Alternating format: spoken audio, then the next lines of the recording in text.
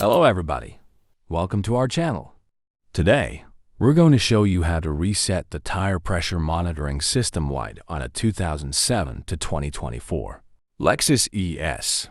If your TPMS light has come on after inflating your tires or performing tire maintenance, this guide will help you reset it quickly and easily. So stay with us. In the old generation Lexus ES, your vehicle has a TPMS reset button to reset the tire pressure light. So let's see how it's done. Step 1. Adjust the cold tire pressure in all 4 tires recommended on the tire placard. Step 2. Turn on the ignition.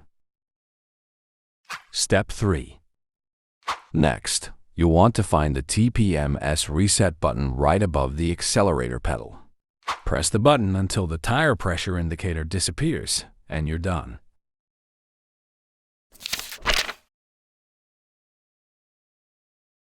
Unlike the previous model year, on this latest model, you have to enter the system menu to reset the tire pressure light. Follow these steps to do it. Step 1. Stop the vehicle and adjust the tire inflation pressure recommended on the tire placard. Step 2. Turn on your car.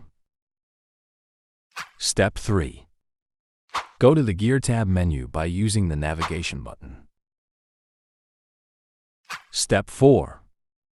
Scroll down to find the Vehicle Settings menu and then press the OK button. Step 5. Select TPMS. Step 6. Highlight Set Pressure and hold down the OK button until the resetting is complete and you're done. So that's how you get rid of it. We hope this guide helped you reset your Lexus tire light. If you found this video helpful, please like, subscribe, and hit the notification bell for more DIY automotive guides. Leave a comment below if you have any questions, and we'll see you in the next video.